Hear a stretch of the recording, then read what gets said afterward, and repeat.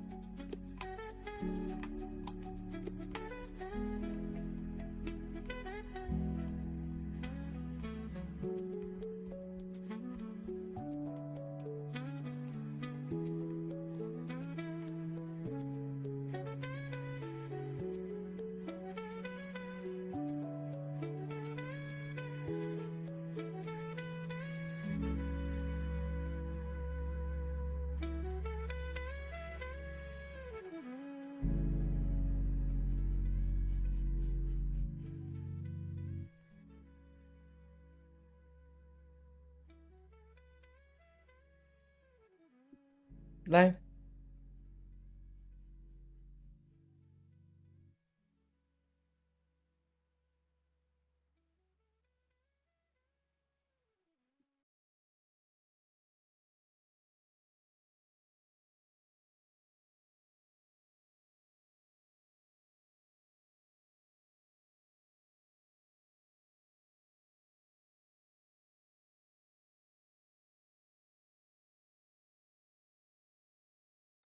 You're live.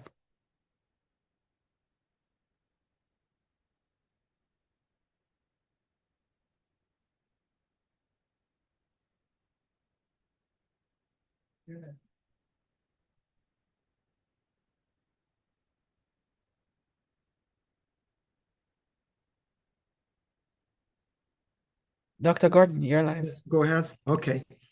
Greetings, everyone. It is a tremendous pleasure to join you this evening. I'm Noel Gordon from Education Solutions International, and we are commencing our workshop series for the year.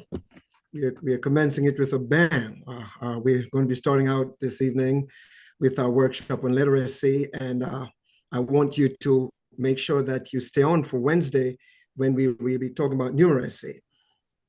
A couple of things I'd like to share with you before we go, but I want to say again, I can't overemphasize how much we are appreciative of the fact that you make the time to be with us this evening. Please note that participants need to stay until the end of the workshop to receive an end of workshop survey. They will have 24 hours to complete it. So you have 24 hours to complete the survey. And if you'd like to receive a certificate for this event, it's a free event, but if you'd like to receive a certificate, then you will need to make a donation of $5 to ESI to help to defray the costs. And you're going to be doing that through Zephy. The Zephy link it was shared actually with you when you registered via email. And the Zephy link will be posted in the Zoom and YouTube chats during the workshop. And as I said, I'm reminding you to make sure that you join us again on Wednesday for numeracy. During the workshop, if anyone has a question, please place it in the chat on the Zoom or on YouTube. We have folks zooming in here on the Zoom, and they're zooming in on YouTube also. And you'll get your questions answered. Before we continue, I'm going to ask Dr. Dice, CEO and founder, to greet us and say a few words. Go ahead, Dr. Dice. All right. Thank you so much. I am very, very happy to be here, as just like you, Dr. Gordon, super happy. It's a privilege. It's a privilege we have to offer these workshops and the conferences, as well as the seminars. either in person or online. We offer these workshops, and as Dr. Gordon, our Chief Academic Officer, said, they're totally free for a certificate of completion, and sometimes we have certificate of attendance. You make a $5 donation to ESI, and the Zephyr link, we'll put the Zephyr link in the chat. But as he said earlier, you receive the Zephyr link in an email confirmation with the registration when you register. So welcome everybody. It's my privilege. I'm not spending a whole long time. I just want to welcome everybody and say Happy New Year to you. It's 2026. But I want to charge you with one thing as you go through this year.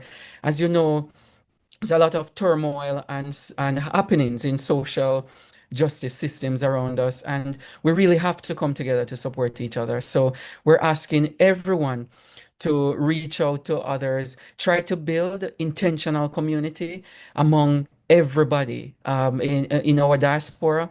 If you need anything, reach out to us at ESI, and we'll try our best to support you as much as possible, because right now we really need community in our diaspora. So that's one thing I want to leave with you. Another thing is, when we're looking at education, is not just education in schools. So as we gather in schools, in our schools, we need to find ways to promote learning outside of school, because not many things are happening in our schools as it relates to the outside world. So we need to engage students and faculty and staff with the outside world as much as possible. Outside meaning in our communities outside and the diaspora.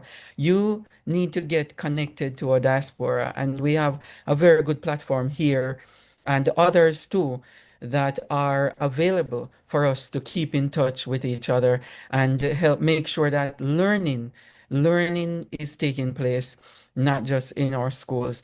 I want to implore everyone to support the cause of education through Education Solutions International. We have built this platform since 2022, January. And actually, this the 22nd, it's on Thursday, is our fifth anniversary, fourth anniversary, going on fifth. So we want to implore everyone to become a part of it. We have our international learning community that you can become a part of. A lot of these trainings are totally free, as Dr. Noel Gordon said, and some of them are very low cost. If you want us in your schools, you can write to us at edusolutionsintl@gmail.com, and we will make it happen in your school.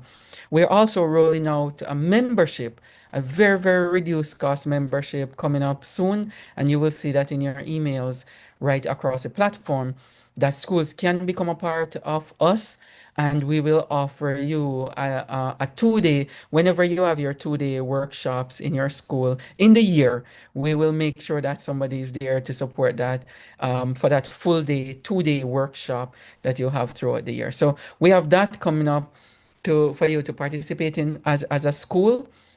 And we have these workshops too that are coming up. I want to say thank you already to Dr. Dwayne Stewart. He's a stalwart in education in America here and across the diaspora. You will hear from him. He has a very charming voice and also a very eloquent leadership voice. So he's here to bring us some really good nuggets for our English language toolkit and literacy toolkit. And also, he will be on our platform numerous times after this to talk to us about leadership, because he's a stalwart, a leadership stalwart in education across the diaspora, not just in America here where he's leading schools. So thank you so much, Dr. Stewart. And guys, again, if you want to reach out to us, you can reach out to us, check in with us, Dr. Gordon and myself at ESI. Check out our website and you'll have access to us, edusolutionsintl@gmail.org. That's edusolutionsintl.org, or just Google us, Education Solutions International, and you'll find us on the web. Thank you so much. I'm going to hand over to Dr. Gordon, and I'm going to stay in the background here and enjoy my time listening. All right. Thank you, Dr. Gordon. Thank you, Dr. Dice. I know time is of the essence, so I'll just quickly give you a synopsis. Dr. Dice told you much about him already, but very quickly, Dr. Dwayne Stewart is a dedicated educational leader with over 5 years of experience as a principal, including service as lead principal of Palm Beach Preparatory Charter Academy Middle and High School, both alternative schools serving students at risk of not graduating in traditional setting. Dr. Stewart earned his BS Bachelor of Science degree in secondary English education from the Florida Memorial College, and his MSc in leadership from the Nova Southeastern University. He's currently serving as principal, and he earned his doctorate also from the Nova Southeastern University. He holds professional certification in secondary English and secondary English and English for speakers of other languages, and is also endorsed to teach reading. I present to you, ladies and gentlemen, for the next hour, Dr. Dwayne Stewart. Thank you very kindly. Dr. Stewart, over to you.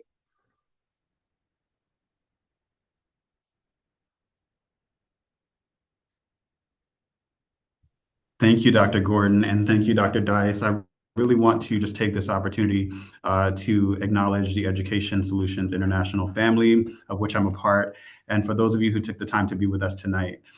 So as Dr. Gordon said, I have had the honor of being what I refer to as a student first school leader for 5 years. This is my 5th year leading schools. Where I am located, we refer to them as alternative provision. So we are schools that serve students who are in need of academic alternatives, and we are grateful for that opportunity to serve. One of the other things that I've had an opportunity to serve students in is what we call alternative summers. So we've done 2 trips to Haiti and 2 trips to Africa, 1 to West Africa, 1 to South Africa. And we have worked diligently to kind of bolster the idea of empowerment through exposure. So I'm grateful to have this opportunity to join with you. We do have a limited time, but I want to hopefully use my charming voice to be able to engage with you. Thank you, Dr. Dice, for that. I've never been called charming, but I'm grateful for the opportunity to have it now. Just to dive right in. So I would like to share that I had an opportunity to finish a program at Harvard this past fall, and we start every Zoom meeting with what we call shared agreements. And so in our online classroom, which is where we are now, I wanted to just kind of challenge or invite all of our listeners to be present. So we obviously the pandemic pushed us into virtual space and we spend a lot of time there. But I would like for you to gift yourself with the opportunity to be present on this platform tonight. So limit multitasking if possible, make connections with with the work that we're doing, listen actively, and also lean into vulnerability. So as we're talking about literacy and creating opportunities for you to bolster the work you're doing in your own space, start thinking of the connections that you can make and respect what we refer to as non-monolithic perspectives. We are not a monolith in education. We all have different points of view. I'm not sitting here on this Zoom because I know more or less than anyone here. I just happen to be the voice that has been called for the moment. So we are going to all bring that work in now and suspend judgment and just secure sacred and shared resources. So I really want to thank our leaders for the opportunity to be here and thank you for taking the time. So what I'm going to do is just jump right into it with what we said was our mission for the evening. Not to startle anyone, but I have a series of whiteboards that I'm going to use in my presentation to incorporate because I did not want to do a PowerPoint presentation. So first, we're going to start with, you might not be able to read it, but you have it. We're going to be exploring practical and culturally responsive strategies for deepening students' literacy skills. So that is our what for tonight. We're going to be looking for practical and culturally responsive strategies for deepening our students' literacy. Now, the next part of this was the why at the bottom, and that is who we are. And of course, my handwriting is great because I'm an ELA teacher. This was designed for educators that are coming from diverse backgrounds, diverse learning environments. And this session is supposed to highlight the ways that we strengthen reading and writing, as well as critical thinking practices and how we resonate that with students. So just as a kind of guiding thought, there are some key words that are going to pop out to us in this. Number one is practical. Another is culturally responsive, and we're not speaking just about ethnic culture. For those of us who are in classrooms or working in schools, our schools and our classrooms also have cultures that we need to be mindful of as we engage learners. So we want to start thinking about how that work is going to ground our literacy efforts tonight. And I underline them here for me as kind of a referent point. But we do want to be thinking every time we connect with students, how are we strengthening the student? What does the student need? Are we doing basic assessments, informal and formal assessments to determine what is happening with our students when they enter into our space, and how can we create resonance with them? So that is the only whiteboard that had 1,000,000 letters on it. So hopefully the others will be easier to read.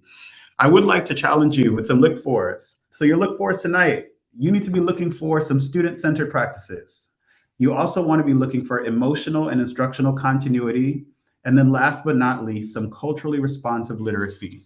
So I want for you to be thinking in your space, because we're not going to be multitasking. I'm hoping that you're going to be taking notes on what are some student-centered practices that I can be engaging with tonight? Or maybe there's some that I'm already using that you want to amplify for the group. Please feel free to drop those in the chat as we're talking. I do want to also just mention what our feedback protocol is going to be. This is something else that came as a result of our School Leaders Collaborative in the program that I just finished at Harvard. We have what's called a resonance protocol.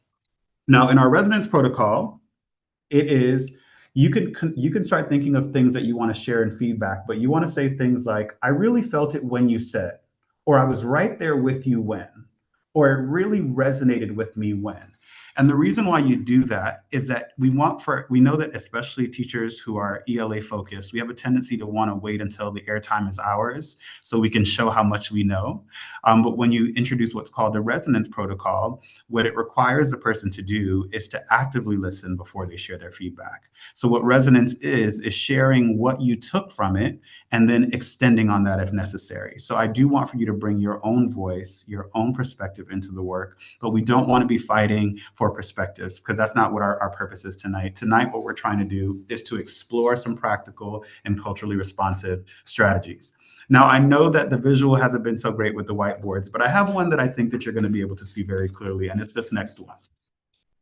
This one is completely blank. And the reason why is that I want to show you this, and I want you to start thinking about what you are bringing to the work. So this is the white space that we're going to be working with tonight. And a lot of times, especially when we enter into educational spaces, we have this idea of the blank canvas, like we're coming into a room and we're bringing nothing into it. We're in what we refer to as a sit and get. And that is not what this session is. This session is not intended for you to not bring your work that you're already doing. This session is intended for you to expand upon that. So in your very own white space, whether it's a napkin or a Post-it note, or if you're writing on the back of an envelope you found in your car, please, I would just like to challenge you to stay curious, cope with the idea that there might be some things that are said tonight that are different than the way that you do the work, but it's still an opportunity for you to expand the white space, because our goal is to strengthen reading and writing, but it's also to think critically about the way that we do our work. So you might be saying, Dr. Stewart, well, why does it matter? What I have learned is that students are more willing to read closely, to write thoughtfully, to speak publicly when classrooms are emotionally safe. And I'll say that again. Students are more willing to read closely, to write thoughtfully, and to speak publicly when classrooms are emotionally safe. Now, I want for you to take a moment to think about how you're creating emotional safety in your spaces. But I will tell you that I have a teacher. Her name is Pilar Foreman. She was my 3rd grade teacher, and I have struggled to find her, but I'm sure someone's going to help me do it one of these days. And I cannot remember one lesson Ms. Foreman taught me, but I remember when she taught me feeling emotionally safe. I remember feeling like in that classroom, there was nothing that I couldn't bring forward. I was not required to share the opinions of others. She was always willing to hold the door open so that I could also share how I was feeling. And I remember thinking, I want to one day teach, because I want to make somebody feel the way she made me feel in that classroom. So on the off chance that this does get to her, Ms. Foreman, thank you. I did make it out, and I am teaching and learning every day. So thank you for that. So the time is now 6:23, and I want to just give you a slight run of show. I'm going to go through what I call some through lines, and those are, we are K-12 educators, or those of us here who are in lower schools or in upper schools. As Dr. Gordon also shared, I've had the privilege to serve in an alternative school. Up until this past year, I was leading a school that was 9 through 12, and I was tasked with the responsibility of opening or supporting a new middle school in the last year. So I'm now leading 2 schools at the same time, and that has given me a bit of a stretch in my kind of teaching pedagogy, because as we know, there are different supports that middle school teachers need. or that middle grade students need than high school learners. And the lower we go is the more supports, foundational supports we want to make sure are in place. So I want to just go through what I call some shared K-12 through lines. There are going to be 4 of them. Ready? Number 1, we are going to be discussing culturally responsive climates. In our classroom, we must have what's referred to as a culturally responsive climate. Every student in that classroom should feel safe in your classroom. You need to be aware of your students in order for this to happen. Number 2, we need high expectations, but we must have high support. Anywhere there are high expectations, we must have high supports. Number 3, we need what's called an asset-based mindset. We'll talk about it in a little bit because I know that's a new one for you, an asset-based mindset. And then last, or number 4, one of my favorites, is student voice and student choice. So number 1, culturally responsive climate. Number 2, high expectations and high support. Number 3, an asset-based mindset. And number 4, my favorite, student voice and student choice. Now, I only have 100 of these, so you're going to see them coming from everywhere. So I have this little stand. I took all my binders off of it so I could use it, so I wouldn't have to keep getting up. But I do want to start this portion of the presentation with what I refer to as an anchor question. So this says, what shifts in my practice could change what shifts in my practice could change the story for at least one of the 3 students that I'm holding in my mind? You might be saying, Dr. Stewart, what 3 students? I'm glad you asked. Right now, what I would like for all of us to do as we move through this session is I want for all of us to think of 3 struggling students. Think of 3 students in your space that you feel like you want to support a little bit more. You want to do a little bit more work around how you can get them to their optimal objective, obviously, whatever level they are, moving to the next level. If they're towards the end of school, graduating, think of 3 students. And I'm going to ask you to hold those 3 students in your mind. I would prefer if those 3 students were also struggling readers, because there are going to be some literal reading strategies that we're going to bring forward that we're going to ask you at the end of the session to think about how those strategies kind of came through for those 3 students. So again, just get those 3 students in your mind. I'm sitting here in my school thinking about 3 students now, and I'm inviting you to do the same. Think of 3 students that are also struggling readers. Please don't put their name in the chat. All right. So as we're holding those 3 students in our mind, I do want to just say that before we talk about strategies and before we talk about frameworks or best practices, I wanted to begin with people. I think it's important that as educators, we realize that our students are people, right? That our students are future presidents and future leaders of Education Solutions International. These are students who are going to be affecting change in the marketplace. I usually think about it because I was in upper grades leading 9 through 12, that these are the kids who are going to be helping me to pump my gas, or they might be working in the stores where I'm shopping. They also might be my son's teachers. So I want to serve these students diligently. I want to make sure that literacy is something that I've secured for them because they are going to be leading in the marketplace. So again, I'd like you to think about these 3 struggling readers that you have or you might be currently teaching. And I want for you to be thinking about the fact that when students leave primary grades with significant problems, they present not only grave challenges for teachers, but they have grave challenges themselves. So we want to realize that there is a through line of literacy throughout life. When students are not getting the foundational literary skills that they need, we're cementing for them that they are going to live more difficult lives. They are going to leave the spaces that we impact them in, and they're going to go out and likely have to do so much more work in order to get to the results that they're after. So before we even get into our competencies, our core 4 here, I wanted you to get those 3 struggling readers in your mind. I started to do some work. I'm going to invite you to do some, and you can join in the chat if you'd like to throw things in there. But I wanted you to just ask you a question about the struggling reader. What do you think the struggling reader is feeling in your class? I started thinking in my classroom, if a reader was struggling, they might become or feel disengaged. They might become avoidant. They might become frustrated. And then over here, they might be working twice as hard with grade level content. So if you could just think about what are some of the challenges that struggling readers face in your classroom, and you can hold it with you or just think about those learners. If you'd like to drop it in the chat, you're welcome to do so. But it is a very important thing for us to reflect on as we start thinking about what shifts in our practice could change the story for those readers. Now, as we look further into the work, I would like, if you are taking notes or if you're coming back to watch us at a later time, I'm going to ask you to jot some things down privately. It's 3 things. The first thing I'd like you to jot down is, what does reading feel like for one of the 3 students that I'm holding in my mind? You've got these 3 students. Think about, what does reading feel like for one of the 3 students that I'm holding in my mind? Most of us are at the point, or are likely at the point as educators where fluency is not a problem for us. If we're sitting down, if you're listening to me, I'm sure most of the ELA brain people have already read the sign behind me. And it didn't take you anything to do that because somebody did the work to ensure that fluency wasn't a problem for you. But there are students who are struggling with decoding. They're struggling with seeing words and word recognition. They might be struggling with sight word awareness. All of those things would kind of inform the answer of what it feels like for students, for one of those students in your classroom.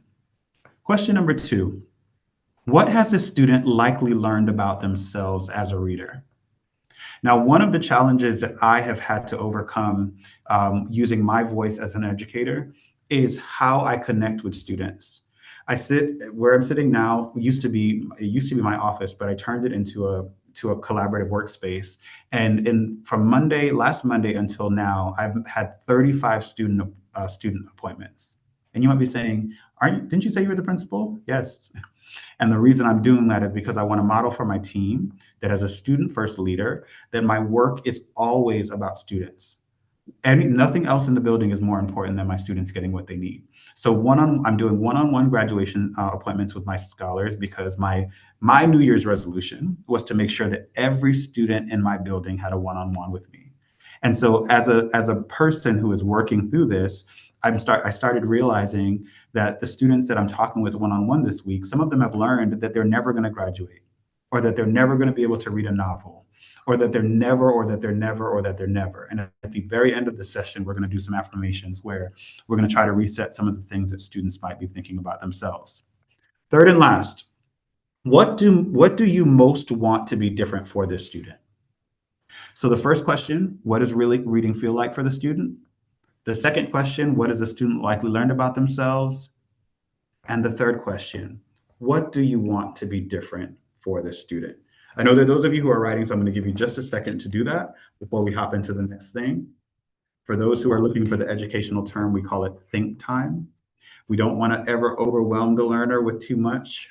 We are working with within time parameters now, but in the normal classroom setting, some things we want to avoid is downloading too much on the student and not giving them time to process. So we call that think time. Another thing we can do is chunk information. Another strategy is to repeat things. My secondary certification is in what we call ESOL, or English for Speakers of Other Languages. And in my student appointments this week, I have a high ESOL population in my school. 78% of my school, their home language is not English. And so one of the strategies we use when we're dealing with those students is to slow down and enunciate clearly so that the students can build their literacy as you're talking. One of the things that some people like to do is they use technology to maybe pivot what the student's home language, going back into their home language. And what we try to challenge our teachers to do is to let them do the stretch. Let them sit and work with it and not always default to going back to just doing the work in their home language. I say to scholars often that the students who are learning through other languages are just their own kind of genius. Because if you think of the fact that the student is having to hear the information, process it in their home language, translate it into what you're trying to say, understand the concept, that is brilliance that we want to amplify in our students, and we want to talk them through it. We don't want to see that as a deficit. So I often have students, just to go back to the second question, what have they likely learned? I often have students that are speakers of other language say things like, my English is not good. And I always challenge them with that. No matter where they are with their English, they're doing their best. I think they're doing a great job. And you want to speak to that because that helps them to continue to build those literacy skills. So you jot down those three things.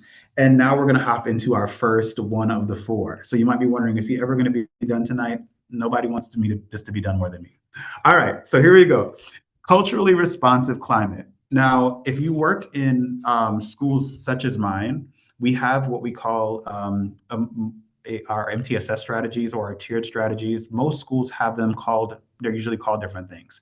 So we want to talk about culturally responsive climate and building what we call a culture of care. Now, at the beginning of this school year in our school, our idea was to have red carpet service for our students. And it was a little different to hear it, but we were thinking about how we build routines that honor the identity of every student. So when students walk into the building, regardless of where they come from, how we build routines that honor their identity and connect them to the reading and writing skills. So I will give you an example.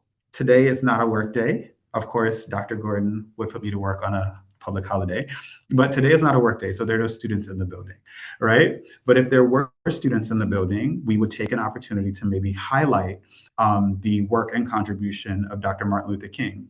But what we would also do is give them an extension activity if they were not Black American or of the diaspora, that they weren't familiar with his work, to make connections with other leaders who have had similar impact. So what we try to do is not to evoke bias in our work. We want for people's impact to be seen in what we're doing, but we also want for them to be able to see themselves in the work. So our first thing is what we call a culturally responsive climate. And the reason why I wanted to start with that is that where students learn is equally, or probably even more important, to how they learn.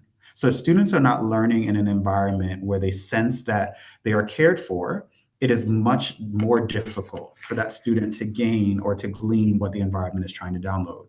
It goes back to my reference at Scott Lake Elementary in Miami Gardens with Ms. Pilar Foreman. All these years later, that had to be in 1990, I'm not going to age myself right now, but in the early 90s, and all these years later, I still say her name and feel that warmth around the heart. Why? Because she ensured that in her classroom, she was not an African American. I think she was either Puerto Rican or Guatemalan. We did not share ethnicities. So it wasn't that she saw me in herself. She was female, I'm male.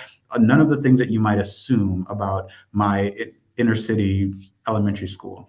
She had made it a point of her duty that every student was going to feel that way. And I'm sure if I were to find my peers from that classroom, they're probably speaking of her the same way. So the reason why I wanted to start with that is climate is first. Dr. Gordon is going to kill me, but he has a book that I use as a resource. It's in my office right now called You Come First. And in that book, we speak a lot about how we show up in the work. And so in the schools that I lead, I have an opportunity to walk into every school and make the difference every day. But the only way I can be a difference maker is if I take care of myself. So I want for you as educators to realize that you come first. You have to think of the reasons why you do this work. I'm sure we're all in this because we got into teaching for the money and the fame, right? So we're all here because we wanted to be famous and we wanted to be millionaires. So since we got that achieved, the next thing is we're here for the students. And what we see across retention surveys, across the science around why teachers stay in classrooms is, by and large, I say they're there for the students. So this is one of the careers, education is one of the careers where people say that if something were to happen where their employer was not able to pay them for a period of time, they would stay. Now, we don't want our employers to know that, but for the most part, there's something in us that says, I'm not going to leave my students. I'm not going to do that after I've built relationship. So I wanted to give you an ELA extension. Somebody said you can't be a millionaire while teaching in Jamaica. Here either, my love. Here either. All right. So I wanted to just kind of give you an extension activity so that you can get a little bit of meat with the ELA strategies around culturally responsive climate. And I have them over here on my notes. So if you see me looking that way, that's why. So ELA strategies can also build what we call a culture of care. Now, the reason why a culture of care is important is that as I mentioned before, students do not learn where they do not feel safe. They don't learn well, at least. If you're having an issue with what we call truancy, or students not coming to school as frequently as they should, their high rates of absence, if you increase the culture of care in your building, it will increase your attendance rate. Right? So you want to be mindful about how the student feels when they walk in the building. So my team here will tell you that when I first came here, I started challenging them around what we call low arousal culture. So I understand that some of my students, because of where we're located, are taking public transportation to get to the building. So when they get here, no one raises their voice at my students. If they get to the door and you have something you need to say, if they're not meeting an expectation of dress code or something like that, the requirement of our team is that you pull them aside and you speak to them respectfully. What I tell them all the time is that I talk to every student in this building like I would want someone to speak to Adam and Aiden, which are my two sons, which are 8 and 12. So I want for us to understand that those strategies can extend into our ELA work. So here's something we could do in reading. Dr. Gordon mentioned that I'm reading endorsed, and that endorsement is because my dream job was to teach. So we can do what we refer to as text mirrors. So text mirrors, and I guess text windows especially, would be like intentionally pairing your text with short companion pieces. So if you were looking at poems or articles or excerpts that reflect what you're discussing, but you pair them with something that might emote some memory for the student of their own experiences or their own identities. It does take a little bit of work to do this, I'm telling you. So we are grateful for the advent of, well, not the advent, but the infusion of AI. A lot of us are saying, wow, work is so much easier because I might be able to just drop this in and get some, wonderful thing that I can just present. But the reality is nothing replaces the human touch. Nothing is replacing your experience. There's no artificial intelligence that can bring to the work what you bring to it. So we have to be prepared to have culturally responsive climates in our schools and in our rooms. Another thing that I would suggest is what we call low risk entry reads. So if you're going to do something low risk, you might begin your lesson with a short or accessible text. Some teachers like to bring appropriate song lyrics or doing like a spoken word activity with their kids. Visual text are also a great idea to reduce the anxiety and to invite participation. We have to understand that most of the students that are in our spaces, the adults too, are recovering from a global pandemic that pushed everybody onto a screen.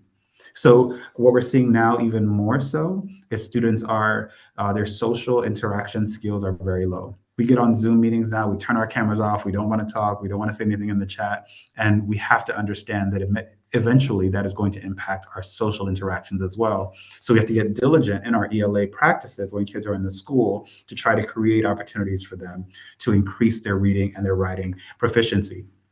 Speaking of writing, I loved to write as a kid, regardless of whether I thought I was great at it or not. But if you wanted to work on journals or, regular, and I keep saying it, low stakes activities, because what you don't want to do is cement like bad vocabulary or bad grammar practices. So what you want to do is create activities where the student can write and that you can give them immediate feedback on it.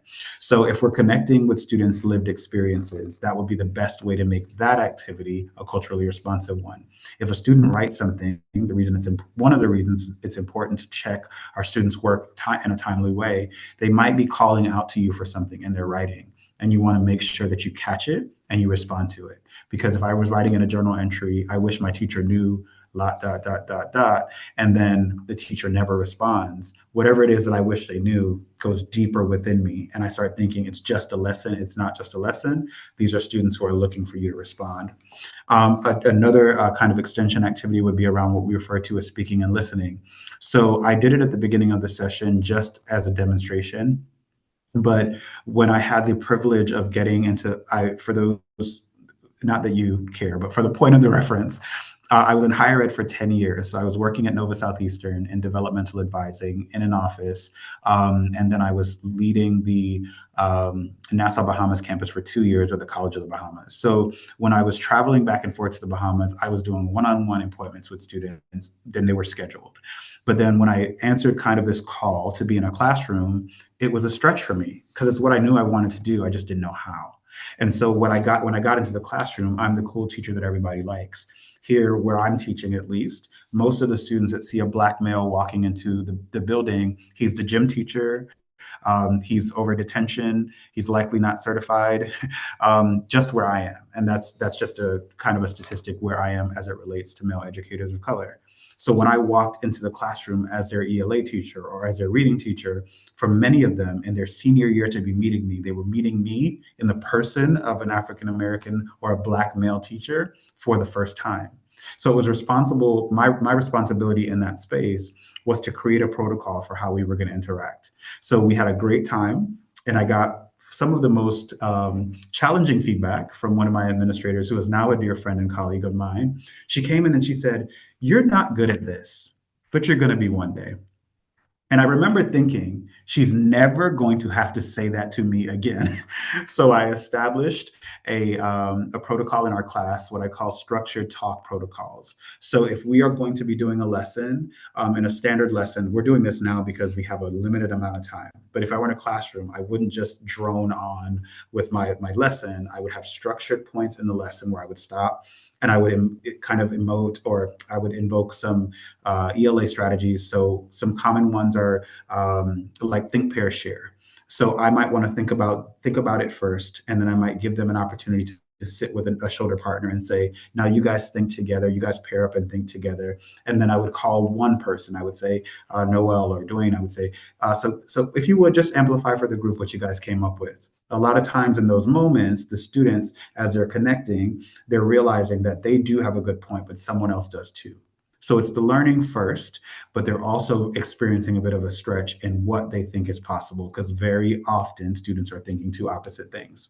A very simple one, I gave it to you also in our feedback protocol, which we'll use in just a moment, is sentence starters. I have seen this with learners who are struggling, especially with ELA, that they don't know how to get it started. But if you help them start, they can finish it. So if you help them with things like, I really felt it when, then they know that their opportunity there is to share their feeling, but they don't always know how to start. And so what we always want to do is kind of sit it under the learning, this opportunity for them to be courageous and for them to be brave. And, you know, my parents, I'm a proud son of Jamaicans. Yeah, man, big up yourself. But my parents, when I was younger, my dad especially had a very low tolerance for things that didn't make sense. So he wasn't going to say, "Oh, that's a very thoughtful. Maybe you could." He'd be like, "That don't make any sense," right? So in our classrooms, we want to be very thoughtful about how we give feedback, because while I understood the interaction with my dad because of the relationship we had, if we tell a student who is emerging as a learner that doesn't make any sense, what we do is send them back in the learning, and often they don't come back out. So you want for them to say, "That's a very powerful thought, Noel. Tell me a little bit more about how you arrived at that." And you will find more often than not that what sits behind that is something you can work with in the classroom. So in the interest of time, and we've already done one, the other three will not take as long, I promise. So I want to get to the next, which is what we call high expectations and high support. Right? The reason why we're doing high expectations and high support is because it is very important that you don't come into your classroom and say, or into your educational spaces, if you're doing home tutoring or you're doing virtual tutoring, whatever it is, that if you're going into that classroom and saying, "This is what I expect for you to do, this is what I expect for you to have," that you don't put the supports in place for that to be possible.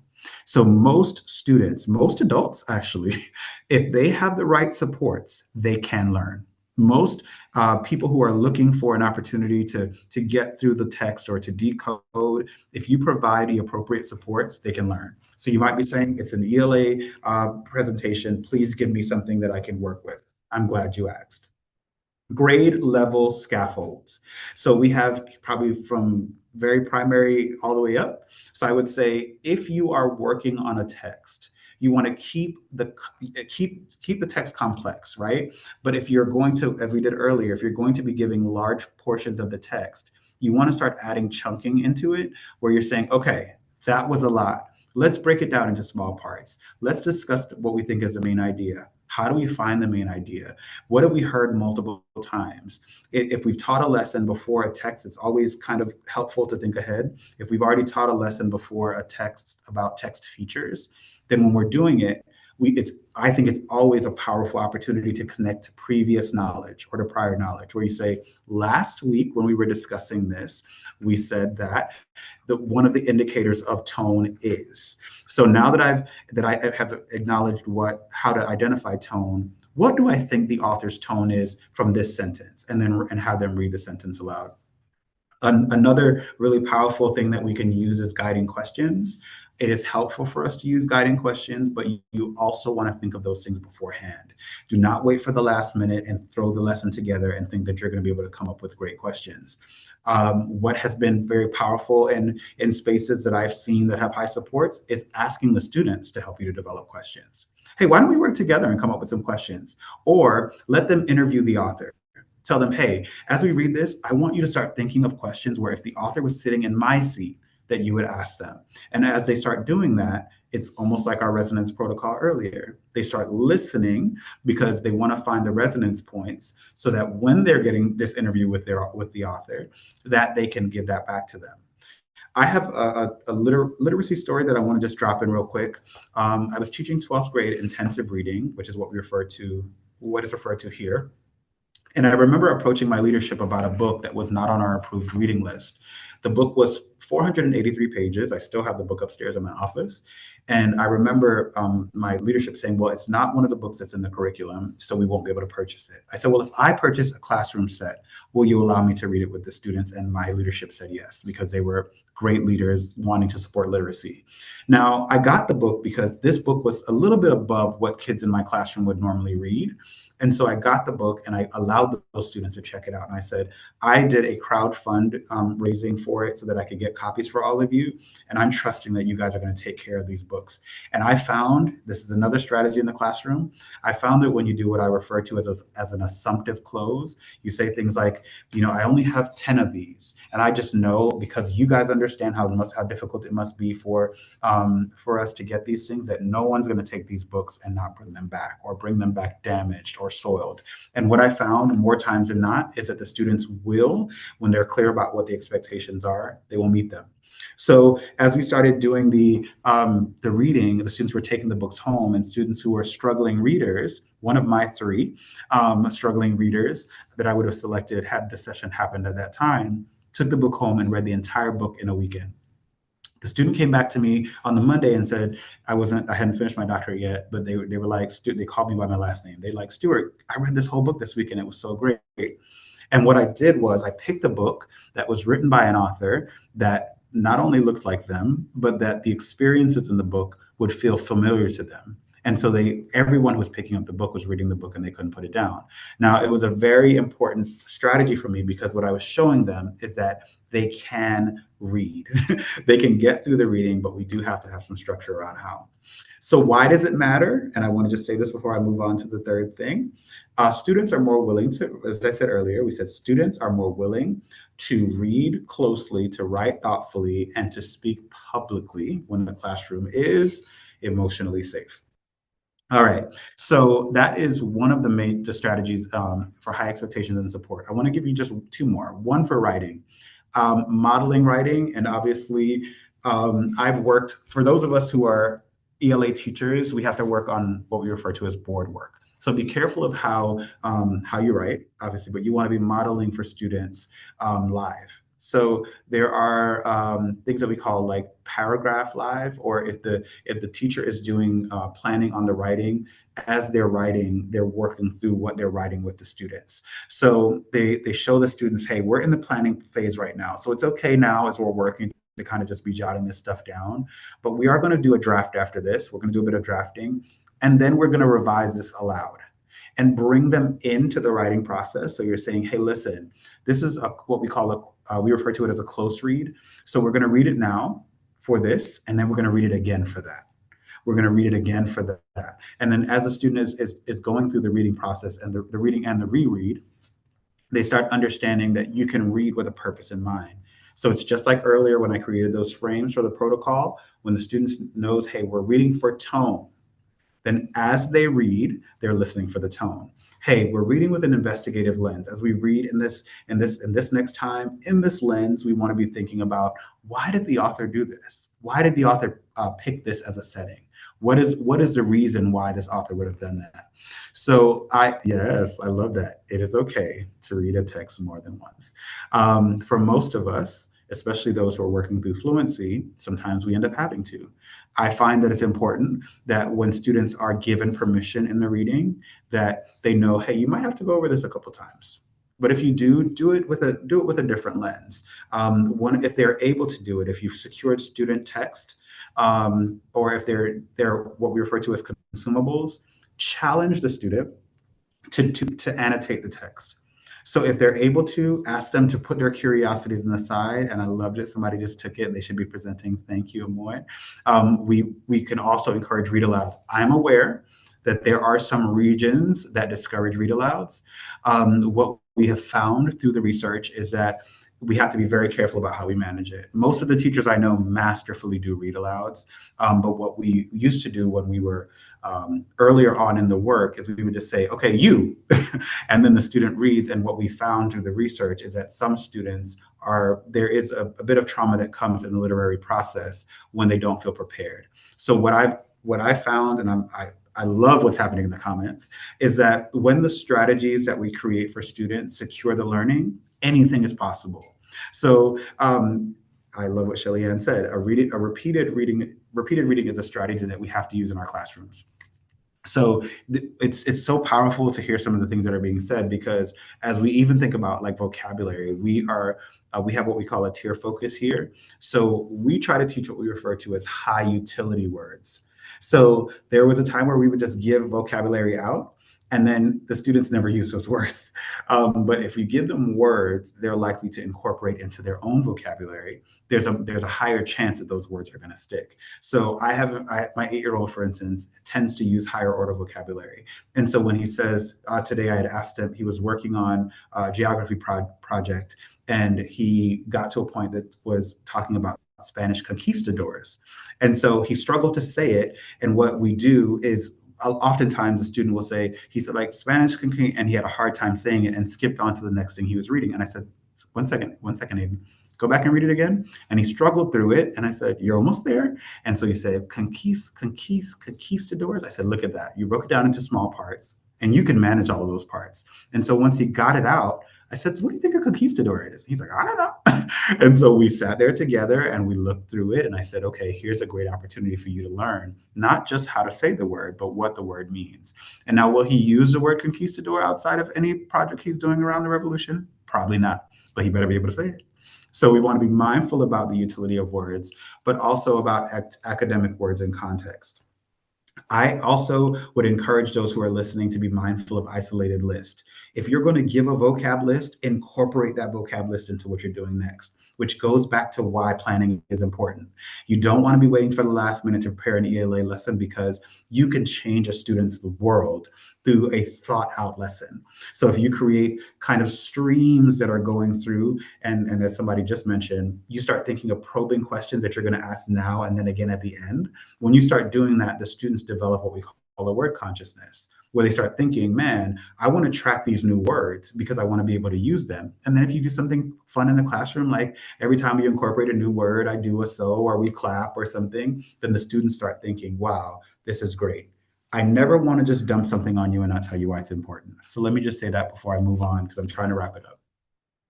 It is important because rigor without support leads to frustration. If you just tell students they have to do it, you have to do it because I said so, they're eventually going to get frustrated.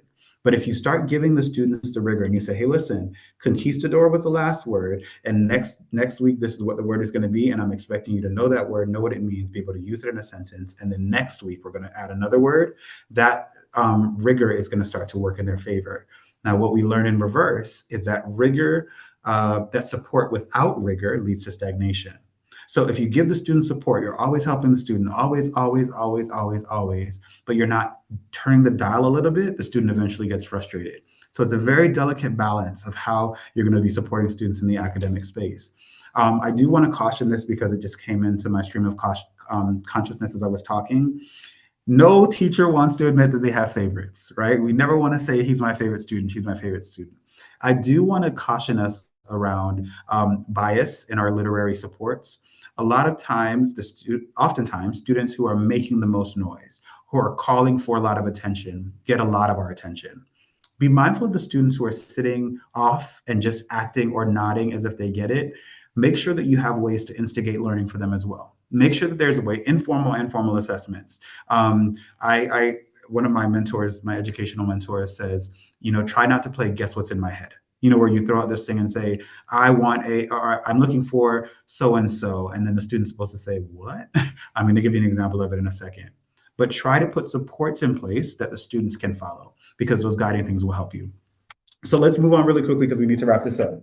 So third before the last is what we call an asset-based mindset. And I wanted to give you this one, and I promise you, I'll give you a way to connect with me after if you need these in writing, or if you want to share an email with and have my email address or connect on social media, whatever it is. I'd be more than happy to work through these with you and hear your thoughts.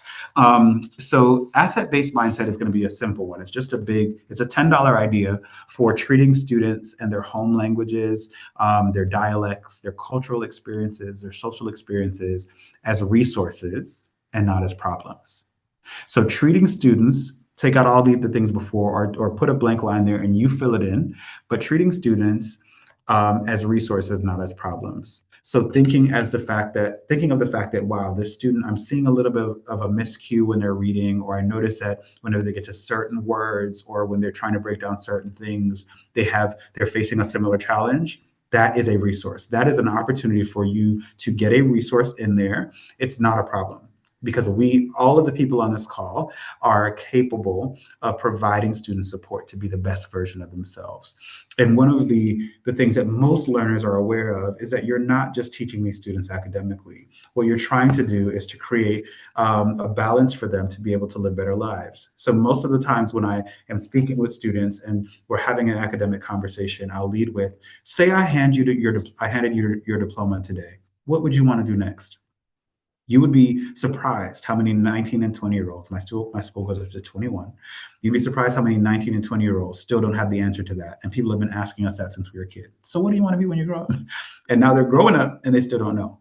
So what we always want to do is figure out, like, hey, how can I help you to figure out what the next thing is for you? And that is kind of an asset-based mindset.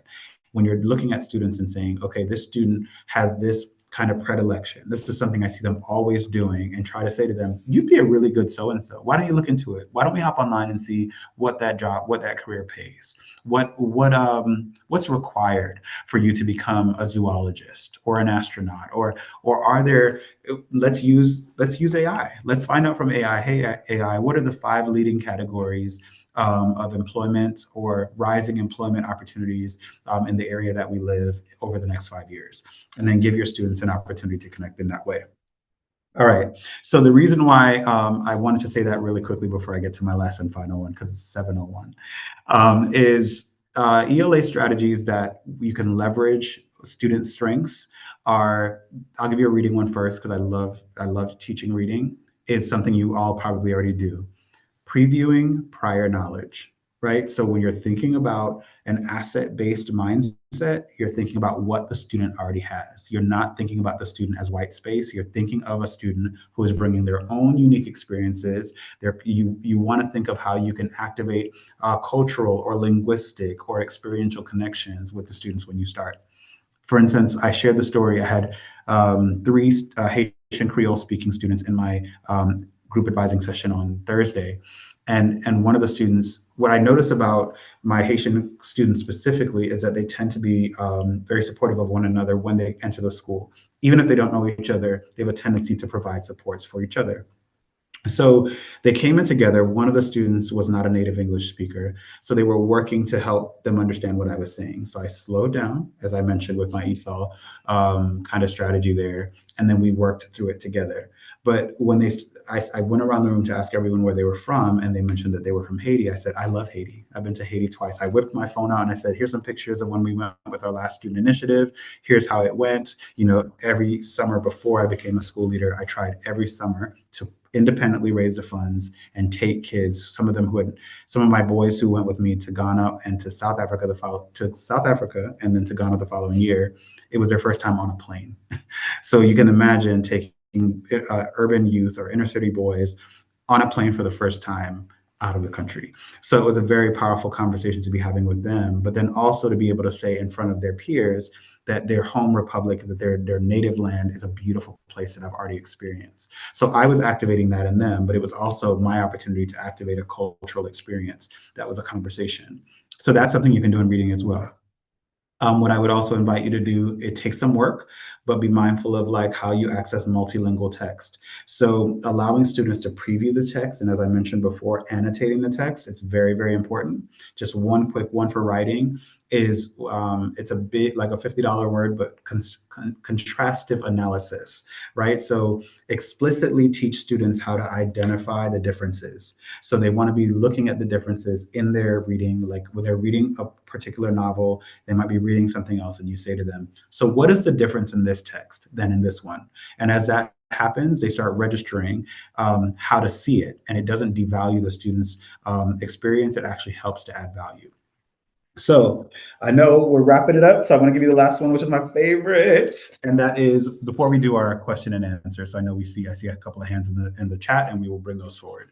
The last one is student voice and student choice. Now you notice at the bottom, I wrote something that just sounds nice, but it's more than something that sounds nice, but it is important that we build curriculum communities. And I'm going to tell you what that means right now. I think it's important, and I'm just one person, I think it's important that we let the learners see themselves in the curriculum. That as we are teaching students, that we're giving them an opportunity to bolster their own experiences. Another impactful person in my learning, and another woman, her name was Annie Ruth Brown, and she was my classroom behavior management teacher at Florida Memorial University. I thoroughly enjoyed her class because what she did for the first class, she was sitting at her desk. We would walk in. I'm in college. I walk into my college classroom, and I walk in the door, and her board says, "This is my classroom." And I was like, whoa, this is going to be tough. And so we got into the classroom. She didn't mention it. She didn't reference the statement on the board. And we started with her clearing up, sharing with us routines and procedures. She started telling us what she's expecting around timeliness. She started talking about protocols around assignment submissions. She went through all of this stuff as we walked in under this headline above her head, this headline of like, this is my classroom. And then she started to ask us to summarize what she was expecting. What's the expectation, Dwayne, for our classroom community? And I would say, you want everyone to be on time. You don't take any late assignments. You're requiring us to think courageously. You want for us to connect with our community. You want us to bring you snacks. Like we said all the things. And at the end of the exercise, where she's just popping it up, she turns back to the board and she erases the "my" and she put "our." And she said, "This is our classroom." Because what she realized was it was her classroom until everybody was clear on what the norms were. And then when everybody's clear on the norms, this is our classroom now. Because now we're all agreeing that this is a curriculum community, that this is a community where all of us understand what's expected. I'll give you an example of how that works in my building. In my building, I share with my students very openly that I came from an era where students were a little bit more expressive. And so I came from a school that had I don't want to say a lot because I don't want to overstate, but we had fights. And I remember there was a day that we had a riot in the building and kids threw the vending machine down the stairs. It wasn't the best environment. But I shared with my students that I remember thinking, if I ever have a privilege to lead a school, I will never lead a school where students don't feel safe. And so we have a non-negotiable in my building that they're not allowed to fight. And so I tell them at their intake interview when they come in, if you fight, you're out, right? Like so please, like you do not have an opportunity to express yourself in that way in this building. So do what you have to do outside, but you don't bring it in here. And so when we have those kind of baseline entitlements, expectations, it does help. But what I wanted to just say around that before I go to our closing affirmations and then open it up for questions is when we're thinking about how that shows up as an ELA strategy, when you're developing text sets, you can have students so you make it errorless. So you know that you have a set of text. These are the options. And then you release the students to share, hey, why don't you select a few of these that resonate with you? But ultimately you're prepared for any one that they pick. So that's one way that you bring student voice into the classroom. Another one is like independent accountability with reading. So you want to maybe choose reading pairs with like reflection, discussion, and then a response. So again, if you're doing or reading exercise independently, you do have some accountability with them. And some of you are probably saying, yeah, I do that, because you do. An example today, my son Adam is home working on a project, and I said, how long do you think it's going to take? And he said, I think it should take about 15 minutes. I said, I'm going to give you 20. And I hung up with him and I said, hey Siri, set an alarm for 20 minutes. No, don't do it now. So now Siri's setting an alarm for 20 minutes. So I called him back in 20 minutes. How do we do? He said, I'm not quite done yet. I said, you think we need another 5 minutes? Okay, I'll give you another 5. Called him back in 5 minutes. So you give them you give them kind of the parameters, and then you make sure you keep them. Because if you don't keep them, you set the bar low. So if I give him 30 minutes when he said he only needed 15, what I'm also doing is reducing the rigor. If he can get it done in 15, get it done in 15. That's one thing. One last quick one for that before we land a plane. I would say we call them learning conversations in my building, but for a more universal approach, student-centered questions. So you can have students create the discussion questions that are tied to the text. So if you're reading something, you could say, all right, guys, as we're reading, I want for you to be able to prepare those questions. If you're going to do an author interview, you can say, I want for you to develop the interview for the author after this. Think about one of my favorite ones when I was teaching was what we called Socratic seminars, or some people refer to them as like fish bowls, where you have a structured like discourse, but it's centered around what the student thinks about things. So that's kind of it. Why does it matter? Thank you for asking. Because the agency that you give students, it increases their investment. If students feel a sense of agency in the learning, they feel like their literacy is being developed because they're a part of it. So that's kind of where we land. So we've got our culturally based, high expectations and high support. We've got culturally responsive climate, building a culture of care. We have an asset-based mindset, and then we have student voice and student choice. It's 7:10, so I'm gonna land it with 2 quick things, and then we'll open it up for questions. So what can we do, right? So what we can do is we can teach at the level, and then you can remediate foundational skills. Do not always think that a student who is struggling needs you to make it easier for them. Keep the rigor in the assignment and provide them the supports to get to the level, right? So teach at level and then remediate. Number 2, you can support confidence and maintain rigor, which is a word that we've been using a lot. And then I'm going to ask you to just think about what else, right? So you want to be thinking about what we can do. I would always recommend that you keep the stakes high. Make sure that students feel like they can connect at their level. And then I'm going to just put this up and see if you can probably figure it out. I left some blanks here. And I was talking to you earlier about guessing what's in the teacher's head. So this is different than that.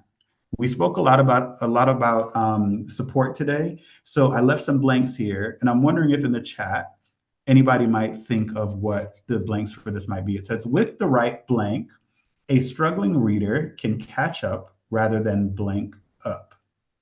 With the right blank, a struggling reader can catch up rather than blank up. Any ideas of what those blanks might be? I love it. And this was important for me to do because look at all these things that we're putting in the chat. All of them actually work with the right attitude, with the right strategy, with the right attitude, with the right support, with the right teacher, with the right guidance, with the right assistance. All of them work. You can do all of those things rather than give up. So with all of the things you said, the struggling reader can catch up rather than give up. And I just wanted to say to you all today, all 3 million of you, that you are the difference maker. You are the one that is going to make the difference in the life of a child.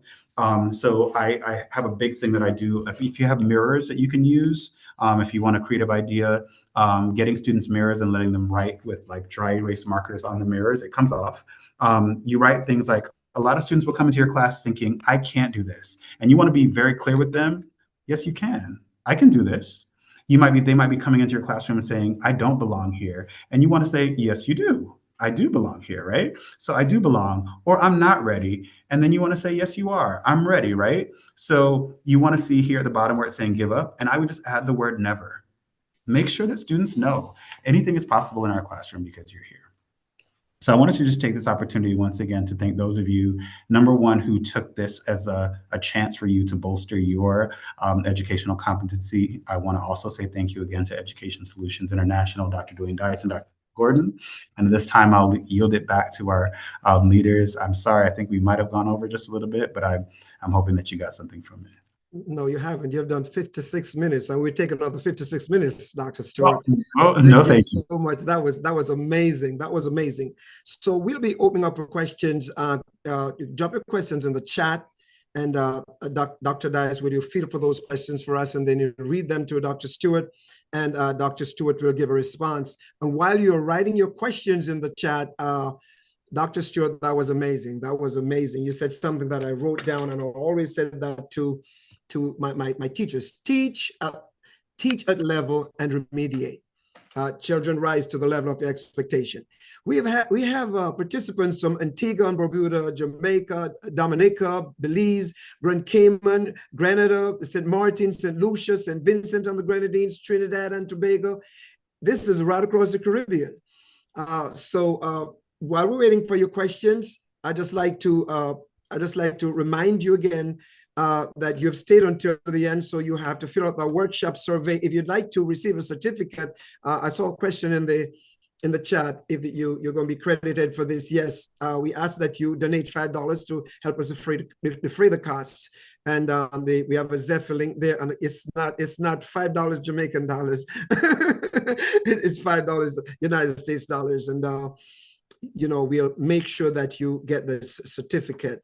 And we also want to remind you that coming this Wednesday, we're going to be having Latoya. She's coming and she's going to be doing the math segment. So make sure you join us again on Wednesday. I think Latoya is with us. She promised that she was going to be with us today.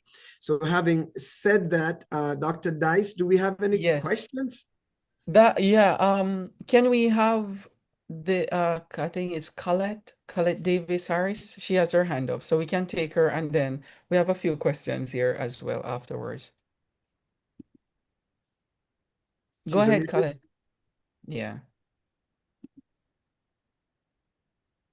Miss Davis Harris, go ahead, please. Colette. Is she able to unmute herself? Yeah. Okay. And if she wants, she can send it to me. And as our facilitators, I think there's some concern also around the security of the link. So I'm sure we'll get some information out to you all. All right. So Colette, we're waiting on you to unmute. So until you unmute yourself, let's take in one question here. Ask, how do I help a child with autism read? So that's a great one. So we learned through the research that students who are autistic just learn differently, right? So what I would kind of recommend is that they like students with autism. They're non-monolithic as well, depending on where they are on the spectrum. But we want to start with individual profiles. So thinking about what is the student coming to us with, and then if you are trying to develop comprehension and build stamina with the student, you want to make things very predictable at first. So if you're working through like routines, you want to preview the material with them very carefully, and then you read with them and then discuss and respond. What we're learning more and more as the research is evolving is that our students, specifically those who are on the autism spectrum, are extremely brilliant. What we're having to do is figure out ways to connect them with the learning, because they need to be able to be supported through the decoding and fluency process. So it's back to the earlier conversation, as you create the support, you want to be able to help them to not struggle so much with meaning, because that foundational support is going to be key. I'm fortunate to have members of my family who learn that way. And so I want to wish you the best. And if there's a way that we can connect offline just to see how we can keep that going, I'd love to hear how the student is doing, and how we can find other resources, and probably also through ESI build some resources or a central repository for resources that you can just go to throughout the time. All right. Yes, speak slowly, have them repeat, use color. Why am I teaching this session? All the geniuses are in the chat. Yeah, you're right. Yeah, there's another question here. Yeah. Please share somebody on YouTube. This is from YouTube chat. Please share some strategies on how to help struggling boys who have low self-esteem boys who are afraid of being seen in reading class, learning letter sounds and and three-letter words. Whew. All So right. boys in general. So I love the idea that we are seeing learning as there's some like gender differences in learning, and it's okay for us to acknowledge that. The research does support that our boys learn differently than our girls. So what I would say, and this is just because it's what's worked for me, I had the privilege of serving as a youth pastor for a decade before I got into the classroom. And one of the work I did in my community with my boys is I would always rebuild identity before the skill. So I would show them that they belonged in the space. I would create a very safe emotional classroom. I would promise them I'm never going to embarrass them. I would give them maybe a separate kind of reading activity to test the ability of the intelligence, like because you'll find some of them just need the foundational skills and then they will run circles around anyone else. So you want to be able to separate them and figure out without isolating them too much, like how do I privately conference with you rather than publicly correct you? Because you're absolutely correct. If you put them on the spot, what you're going to do is normalize struggling for them. If they're used to like getting in front of people and not doing well, it becomes a part of their work, and they will leave a classroom where it happened one time and say they're a bad reader. I can't read. I can't. Boys are very quick to cement those things. So I find that strong readers work through their difficulty. And so you want to say that if they're working, having a hard time, you say, hey, I find that strong readers work through difficulty. Don't set the bar lower. Just say, I know this is tough. I see you making an effort, and use that strategy to encourage not speed or comparison, but that they can get some fluency. They can do it. They can do it, and tell them that they can do it. Mhm. All right, here's another one. I have a student who listens to peers and just points to words and pause when they do, but she does not know how to read. How can we help that child? Whew. I would kind of use some of the same strategies that I just mentioned for boys. I'm not sure, you said she, so it's a female student. I think that there might be something that's sitting behind why the student is not accessing like the language as they're learning. I would challenge that the student can't read because what we find is this is just personal, and you don't have to put this in your notes, but there are a lot of shame practices as students are learning foundational skills. And a lot of the students who you find that sit behind in silence have been shamed earlier on. So there's something there that this is why it's such a powerful profession to be in. There's something there that you have to do to maybe use some interest inventories, figure out what the student likes and get them talking about something else. Provide some things along their interest, and then as you get them talking about that, then pull it back over. Say, but we were just having this wonderful conversation about so and so. So talk puppets would be a good one. I haven't seen a puppet in a while, but if you can find a puppet, that's a good one. And make the reading purposeful. But I get it. I can imagine a student that is at the point where they're afraid to use words. Something is there, and I know it might. If you don't feel like you have the resources to pull it out, see if you can engage other supports. You're in a community now. I mean, there are 3 million people in ESI's network. There's somebody there who can give you the support that you need in creating kind of low risk opportunities for the student to read aloud. Can I just Yeah. can I interject very quickly? Dr. Stewart, you talk about these shaming approaches. One of the common ones, the classic ones that we've used over the years, we ask students to read aloud. Everyone to read aloud, and there's students who have been crippled for their entire lives because of that. You wanted to talk about that a little bit before we take the other question? Yeah, so we actually did. We mentioned it, and I was trying to find it because I thought I had it in my notes. But there was a period of time, even in the States, where it was illegal because the teacher is not really securing what like prior knowledge for students first. There's an assumption that's being made in the space that every student can read, and so as we said earlier, if we don't. It becomes very problematic when the students are not in a place where they feel like I can do this, and then it also becomes something that cements in their literary experience. So I have had experiences with students where I did kind of give them an opportunity to read, but I did it after I secured that the student could.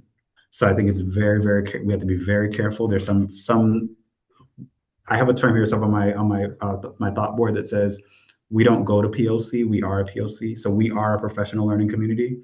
And so in our school, I tell them we don't go, we are. So we try to think about things that are instruction focused. We say, as I was working with my students, I noticed that a lot of the students that I'm dealing with in this classroom are not all comfortable readers. That's a great thing. So we need to figure out how to bring that out. All right. Someone Sounds said good. read aloud actually motivates other children to read. It does that among other things. Yes. Here's one real from YouTube. I have two, one from Zoom as well. The YouTube one's asking that this teacher said that she pairs a fast student with a fast reader, and she wants to know which there are other ways. So what are some other ways that she could um, differentiate the type of reading exercises in her language class? So I would say that one of the age-old experiences is level pairing. Um, I will say, as a student who was a lower reader, I was a strong C student. I worked hard for a C. That the student who was paired with me normally got exhausted because I will wear you out. So you want to be very, very mindful about targeting skill practices. When the goal is short-term intervention, it works. But you want to be thoughtful about how your class is tiered and don't always default to, higher level student pairs because it works well in the intervention. But what you find a lot of times is that the higher student is not getting what they need. So that's a good one. What are some other ideas? I think I mentioned earlier, think, pair, share is a good one. Some feedback protocols that we use, reciprocal teaching pairs. So like if we're having students rotate through their assignment, so you're say, okay, so I am going to be, this time you're going to be the predictor. Your responsibility is to predict what's going to happen in the text. You're going to be the clarifier. You're going to be the questioner. You're going to be the summarizer. So giving them jobs, and as we're reading, the students are like, oh, wow, we all have something that we have to do, and then switch it. So then the next time you do it, now the person who was the summarizer before saw how the predictor worked, and then they get to do that other job. But I would just be very careful because there's a lot of resources out there. You could also pair students by interest. It's just hard to do if you don't create time. So I love it. It's an age-old strategy to pair them by skill, but I would say if you're just doing main idea identification, if you're trying to do vocab like in context or fluency, especially like multisyllabic words, that's perfect. But outside of that, don't always defer to because what you're essentially doing is making the higher student be the teacher. Like you're saying, you're responsible for getting little Johnny up to grade level, and that student will get to the point of frustration. And what we've seen happen is that the higher student will regress. So you want to be very, very careful about how often you do that. Oh, somebody said it. Why am I teaching this session? The higher student sometimes becomes overworked and under challenged. Very good. Yeah. Very. There's another one, and it's pertaining to that too, to if you extend it to this. Mhm. When you have a whole classroom filled with different level learners, how do you, everything that you have discussed, how do you incorporate some of these strategies in there where you're not only catering for the students who are weaker readers that you're really helping to read more, but also supporting the higher level learners and readers? I love that. So we had a discussion about this earlier somewhere in my mess here about our school refers to it as MTSS. So we have a multi-tiered student support approach. And what we do in our classrooms is we start with kind of the standard. So whatever and however this looks based on where you're teaching, start with one thing that is the non-negotiable. And then you start thinking of like, how do I layer in support based on the tiers? So we're in our work, we're working on somewhere between 3 and 5 tiers. So we can usually differentiate with very low students and the higher performing students. What we see more often is the students in the middle. So what we're working on is getting the middle kids higher, not lower. So what I would say is doing some essential questions. Think about like how do we do some core text, and as you're doing that work, start thinking about like what students seem to be in, like doing what we call brain sweat. They're really in there trying to figure it out, and what kids is it very easy for. You try to find a way to just pair the kids that way. And then also, even though this is right on the heels of what I just said, don't be forced to create a pair all the time. Like there's going to be times where you just need to let the autonomy happen in the learning. I liked grouping classrooms. I challenge my teachers to do it here as well, because as you start thinking about like flexible groups, the students that you're putting in groups are often in groups based on the choices that they've made. So you want to be thinking of like, okay, the teacher is going to have, we're going to do a read aloud here, then we're going to do a whole class discussion, then I'm going to do group A, B, and C. In group A, we're going to do, I'm trying to remember the centers. We had teacher-led, student-led, and then independent. So we had 3 sessions when I was teaching in 12th grade. And then as I was working through my teacher-led, I'm here monitoring the kids. I've got my whiteboards flying, and I'm looking over to the student-led, and I'm saying, oh, wow, Noel's got a gift for that. So, but I noticed that Dwayne is sitting off on his phone. All right, so note to self, next time Dwayne's got to be the presenter. So you want to think of how you use all 18 of your teacher eyes to engage the students in different ways. But I always try to staff my classroom in a way to avoid burnout. And we can discuss that in another session, just how we focus on strategies that get the students doing some of the lift too. You can't be responsible for lifting all day. Yeah, But Dr. Gordon, I'm gonna very quickly, what you said there a while ago, we usually have centers in the lower grades, but what you said there is really having centers in the upper grades. That's really a great concept. That's interesting. I didn't want that to pass. Yes, I did that in 12th grade, and the kids loved it. Dr. Stewart, too, we do need to have you on because you mentioned reading levels and pairing students on reading levels, and across the Caribbean, it's just gradually taking foot into the Caribbean classrooms where you have reading levels based on certain books and the testing for reading levels. So we would love to have you back on sometime soon where you look at different books and what they look like. I forgot the term when I was working in Florida that you have All right. different reading levels. Yes. So these are books that I had in my classroom 10 years ago, and I'm not in the classroom, and they still go with me, right? So when Dr. Gordon forced me to do this presentation, I went upstairs to find them because I know that one of the pieces, for instance, this one, Assessment for Reading Instruction, opens with a discussion about how we are creating models for instruction and understanding that if we're not creating kind of strategic models, then we really are just talking. Like if you're in the classroom, you're just putting it out there and hoping it sticks. But unless we're thinking about like emergent literacy and the fact that there are students who are coming in the classroom and they don't have some of the typical activity backgrounds, then as you're teaching, it's just falling into a bucket with a hole in the bottom. So, but as you start putting the supports in place, then all of the students that are in the work, they start becoming proficient readers. So I would love to help do that work. It's not work I do every day now, but I'd love for somebody to challenge me to get back into it because then I can start annotating these books again. Yes, yes. Okay, well, it's we spent an hour 15 minutes. Are there any more questions? Well, listen, we'll spend another hour and a half with you, another hour 15 minutes. So that good. And it's when I started teaching, my supervisor said to me, that students are learning when they start asking questions. And a lot of questions were asked tonight. So students are learning. I just want to mention, I'm not sure if Dr. Dice has anything he'd like to say about.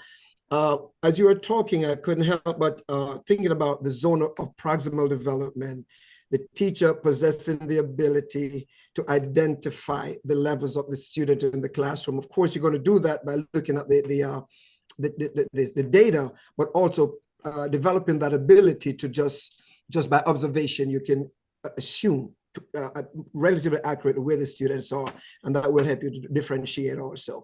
This has been listen, an excellent presentation. I'm just excited about it. Dr. Dice, before you go, by the way, make sure that you complete that survey. When you complete the survey, and if you'd like to get some professional development hours, I know that's something that folks always want to have because you have to present that at the end of the year for your evaluation.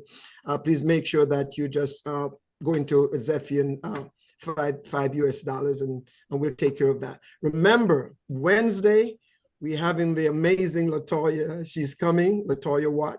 She's coming on Wednesday, and she'll be doing the math component. Thank you so much, Dr. Stewart. We appreciate you. Thank you, folks from all over the Caribbean. We're so glad you're here. And as I said to you, this series is going to continue for the rest of the year. We have lots of other things we're going to be talking about, STEM and STEAM. We're going to be talking about all kinds of special education. So please note that we're going to be here at least once or twice a month. We may come on a Monday and on a Wednesday, and we may have some forums at some point in time during this period. So tell your friends and tell your neighbors that we're here. ESI is here to stay. Dr. Dice, do you have any last words you'd like to say before I close out? Thank you so much, Dr. Gordon. It's a pleasure, and I really enjoyed Dr. Stewart. One thing I want to say, you see, it's very it's very captivating because we're used to having like slides and distractions and so on, but the personable type of interaction is very good, and people can go back and watch as you said, the video, take it in from the YouTube channel. So subscribe to YouTube channel. On the form that you're getting, the end of workshop survey form that it's in, at the end of it, you can subscribe to YouTube channel. But go on there and go back over Dr. Stewart's presentation, because at the beginning, I enjoyed it so much because of the strategies. Usually we browse over these strategies and we talk about what's happening in the classroom, but it's what is happening with each student. Each student comes to us at this pivotal time with their abilities, and we need to develop that. And that's what I saw happening right here tonight. It's really deep and culturally relevant for our people across the region. It's very good. The other thing I want to say before I hand over to you, Dr. Gordon, is that if you haven't become a part of the ESI network, you need to subscribe, and that you will have access to a lot of our emails and the workshops that we're sending out, as Dr. Gordon said. So thank you so much, everybody, and I'm going to hand over to you to close off. Thank you so much. I think we have spent enough time here, and I'm not Dr. Stewart, so I'm not able to hold the attention. So thank you so much again, Dr. Stewart. Thank you from all over the Caribbean. We're so happy to have you. We're looking forward to seeing you on Wednesday. Remember now, send out the flyer and have them register, because we come with the math on Wednesday. Thank you so much. Have a wonderful, wonderful rest of the evening. Goodbye. Well, good night.